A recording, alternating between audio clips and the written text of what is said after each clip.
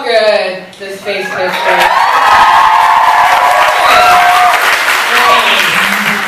That's my old apartment. Robin took that picture. But then it was like kind of letting go of what I had. Like when you are your own boss, you get like, it's sometimes good to just pull back. And so this book is an example of me listening and then speaking. Yeah, but I'm also going to just, kind of subtly reiterate this point you were making about studying what you really love. And literature is a really good thing to love. I think no one's going to disagree. Yeah. Might as well study what you love, right? Exactly. How do you get your job? All right, right here. Oh, that's good. Yeah, you.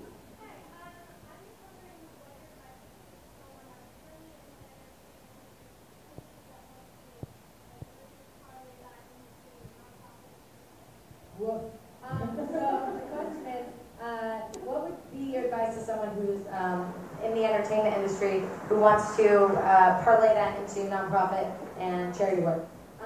So for I would say that having a philanthropic arm to everything you do is you can do good things even if you're not in entertainment, which I think is obvious, but talking about that, it's kind of strange because for some reason when you work in entertainment, and I think that this is all speaks to this new generation of entertainment that oh, you're right. That YouTube can provide. There's this idea that sometimes charity that you do in entertainment is oh, I guess I should do charity now because I'm so fucking successful. Better do some good.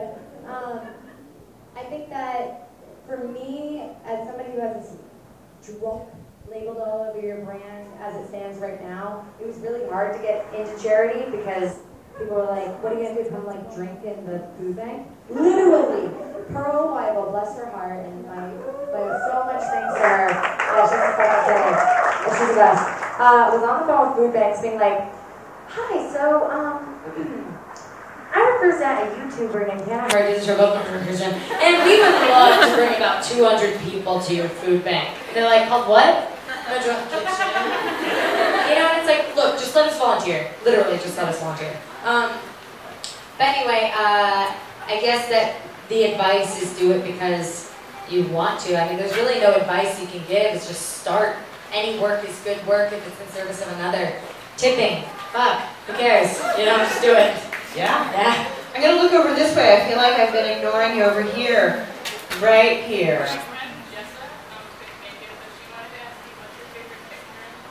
What's my favorite picture in the book? Oh shit. Hold on, Jessa. I'm not rushing. I'm not going to immediately flip to it, I promise. My favorite picture in the book would probably be this one over. I wonder how many of you I feel like we need a little hold music. I love this one.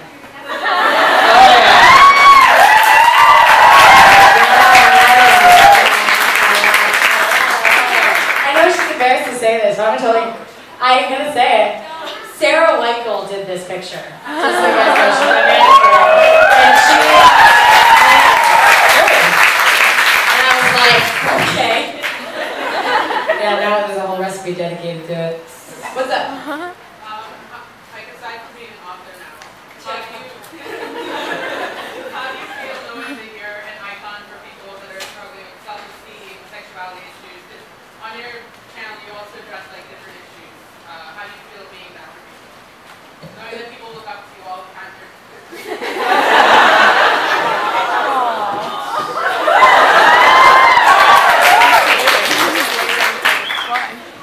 Well, not like that.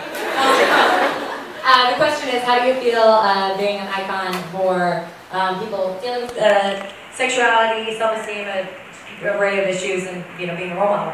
I guess it's like this. I think I would feel different if I didn't have a little sister. But I have a little sister who was born when I was 11. And for me, she saved my life. Because when I was 11 years old, and in the situation we were in, I just really had no purpose. And then suddenly this beautiful, perfect thing was born. Where all you had to do was smile at it, and it smiled at you, and loved it, and loved you, and it just seemed so simple. So I project a lot of that into everything I do in my life because that's where I derive my purpose from. There's nothing that feels as good as helping someone else for me. So that's how I feel about it. / laying on for it. Over on that side. Are you pointing at me? Yeah. What was the hardest part about writing the book that you didn't expect to be hard before you wrote the book? What was the hardest part about writing the book that I didn't expect to be hard before writing the book? Well, as someone who's always struggled with completing any task, literally any task. Quick anecdote. When I was in 5th grade, I remember this distinctly. I took a math test. But no, it was math. It was vocabulary. And at the end of the test, there was a line that said, "If you're Hannah Hart, sign the page." And I skipped it. Because I was like, test, vocab, I know all the words, boop, and turned it in, because for me it was always like, I'm finishing the test, doing the impossible, and I'm done. I did the test. And I got an F on it. But it was like, 0 out of 10, it's a vocab quiz, you guys know what it was. And my teacher was like, "Do you get it?" And I was like, "No, that's stupid. No, and what are you talking about?" He was right, though, ultimately.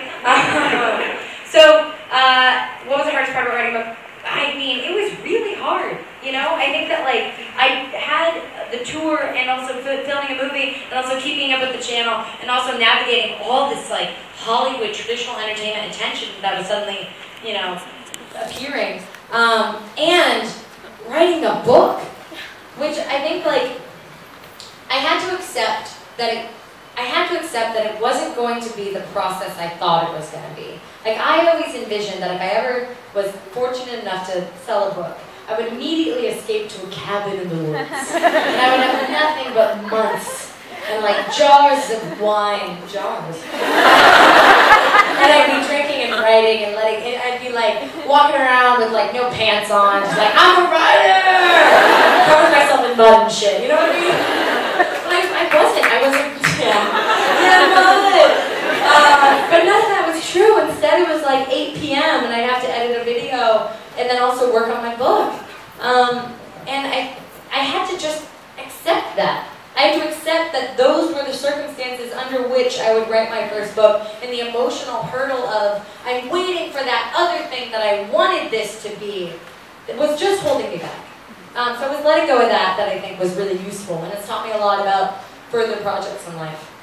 I feel like there's a kind of, we have to make a cabin in the woods in the mind. Dude, yeah. That's what it comes to. But there was another you over here. You! Yeah, you! Yeah, sweet shirt, bro! Yeah! Okay, so if you were to choose one recipe out of your book to serve at your extremely political party, which one would it be? Excellent question. The question was, if I had to choose one recipe out of the book to serve at my extremely political history time travel party, it would be... Excuse me, guys.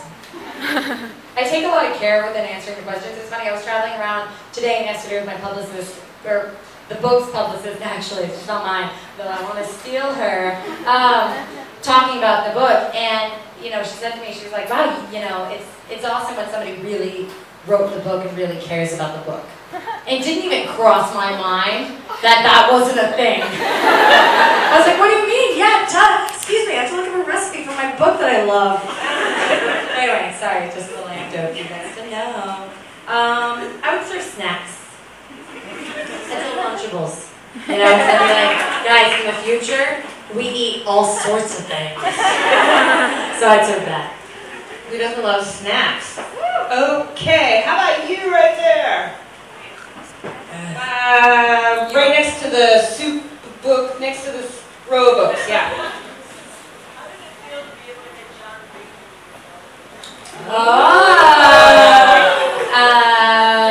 Have you all heard of John Green?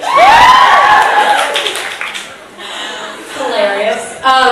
The question is, how did it feel to be able to get John Green to write the foreword for the book? So I've known John for 3 years. And John is a friend. And you know when your friend suddenly becomes incredibly famous?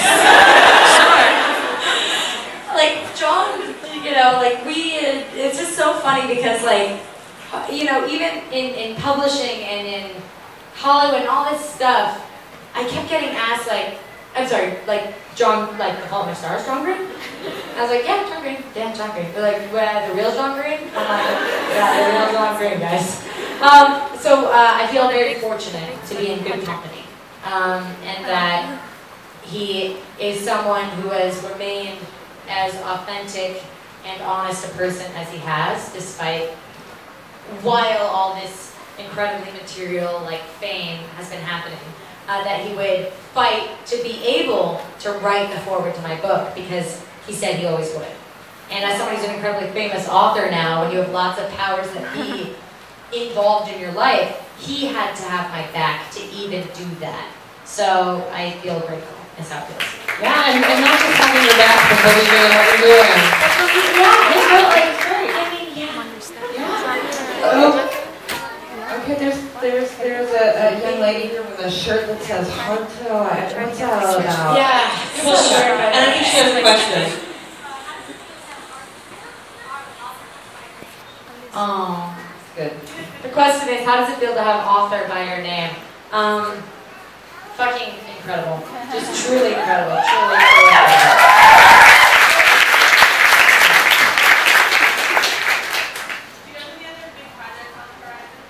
Ooh, the question is, do I have any other big projects on the horizon?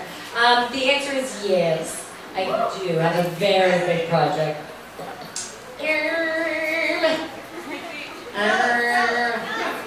Well, okay. So I wrote a screenplay.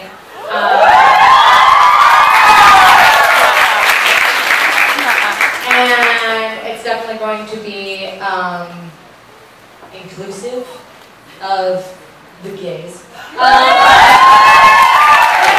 not the gays, and also like everybody, and it's, I mean, I'll talk, trust me, next year it's gonna be like, movie.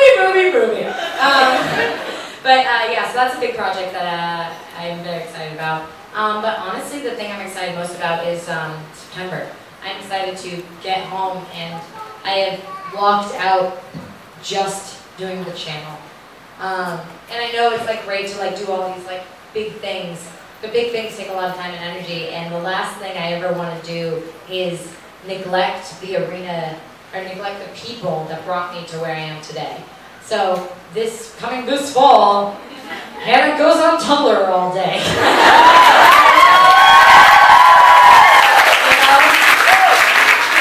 Huh? More baking? Fuck yeah! Oh my god, do you guys want to, we should do an episode called My Drunk Kitchen, like High Hopes or something? And then we'll just like really bake. Someone is really excited way back there. Yeah. Hi, I'm Kate. Nice to meet you.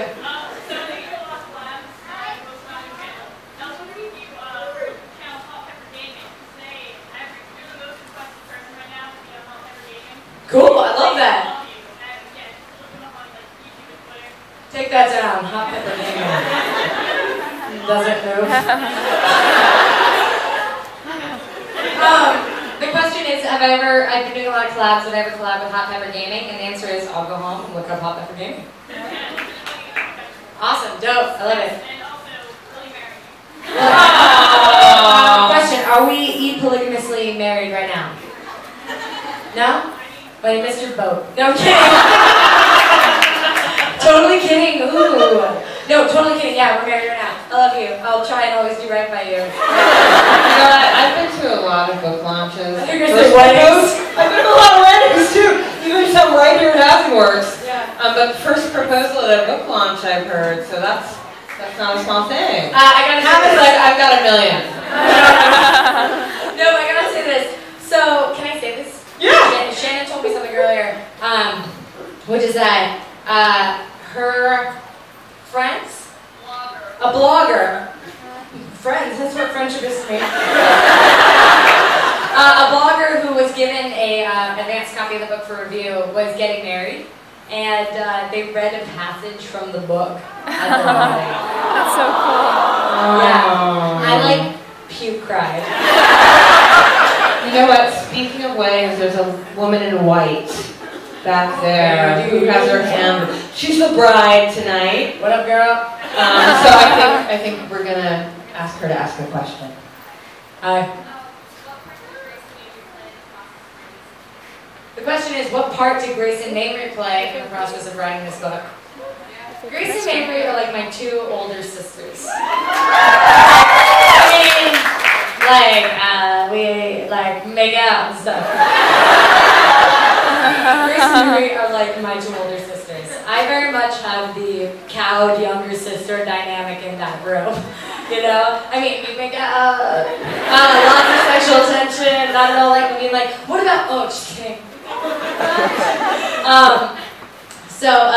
The part that they played was being my friend even though I couldn't go out that much. You know, it's like a friendship that's like contingent on you being available to like party and hang all the time is not a deep friendship. A friendship that's like, guys, I'm sorry, I just have to finish this thing. Then they're like, cool, totally got it, let us know if we need to help. You know? So that's friendship to me. Yeah, I mean, we fuck! Headband right there. Hi. Who was your favorite guest star that you've had on the channel? Ooh, good question. The question is, who's my favorite guest star that I've had on the channel? Well, recently, which is a testament to our closeness, I've had my sisters on the channel. I had my older sister Naomi in an episode called 30 Fun-Year-Olds, which is just one of the best episodes in a long time. I mean, it's really good. So my sister just turned 31. And she was like, not that 31 is like, you know, but she was like, you don't know. We're all good. But like, she was like, you know, 29's like, getting older. 30's like, whoop-de-doo, 30. 31's like, waiting for death. I was gonna say. Yeah. So my older sister was on, and it was amazing, and it was the most fun. It was just a really excellent episode. And then my younger sister, Maggie, is diabetic. She has type 1 diabetes, which means that your pancreas don't work. Maggie likes to make such jokes as, you know, we're a very jokey sister group. I'll be like, Maggie, you want some cake? Just kidding. And she'll be like, ableism. And she'll be like, you know my pancreas doesn't function. And I'm like, sorry, dude. Which is how we cope with like the weight of learning that this year. Yeah, so I guess my sisters have been probably like the most fun that I've had on the channel. You know, we've got time for just a couple more questions, I think. But I'm actually gonna, you know, use my drunken privilege sitting right here up on the platform to ask one more while we're talking about desserts. Yeah. Talk about Jamie Oliver and Spotty Dick. So, here's go. Jamie Oliver is like a real person. No! Yeah, turns out. So Jamie Oliver is a very well-known and respected chef in Britain. And he is, you know, the founder, and he's an incredible, he's a person who didn't aim to achieve fame, that turned it into something good. You know, I really respect Jamie Oliver in a lot of ways. From like his culinary school, like he employs people, he takes them off the street or like in underprivileged areas and helps them learn how to have a craft, or learn how to have a passion, or realize that they can, which is something that I don't think people, I think we take for granted when we have options, how amazing it is to have choices and have options, you know? So cooking with him was wonderful, and you know, he's a very busy, hard worker, and I think that people assume when you get to this like certain level of renown, there are some people that take fame and bask in it and turn into total fuckwads. Like, truly, and we see that. Not naming names. Not naming names, but like they end up in the news. They like sleep with people in Brazil, like whatever. Like, they're just morons. And it's unfortunate because that becomes what people envision fame to be. Right. But there are people like Jamie Oliver who has the next 3 years of his life, literally the next 3 years of his life, booked to the day. Yeah. Booked to the day. And your life becomes a life of giving. It becomes a life of, it is performance. It is work. Work. It's work. That's the difference. You know the difference between professional and amateur? Well, what they Tell say, us. well, what they say is that an amateur views it as like passion and privilege, and a professional views it as work. Work is the thing. Work. Yeah, That's always true. yeah. Okay. You know what? Oh, like way in that corner in pink. Dying I would over say there. Go on. That's definitely salmon. Salmon. Sockeye. Last. If you and Mabry got married, who would take whose name? Glad I picked her. Our children. Guys, you want to know something funny? Oh, sorry. Oh, come on, tell us something funny. Okay, no, it's not that funny. Okay, next question. Video. It's not that How about you? What? No, I want to. That's not nice. funny. Hey. Hi. Okay. That's Richie. You seem to be working, planning, and traveling all the time. Do you strategically plan your breaks, or you just kind of grab what you can get? Sometimes I feel like I'm awake, but then I'm skipping frames. So that's when I take a break. Like literally, and it's Kind of funny. Oh, I turned What? it's a sign I turn off my mic.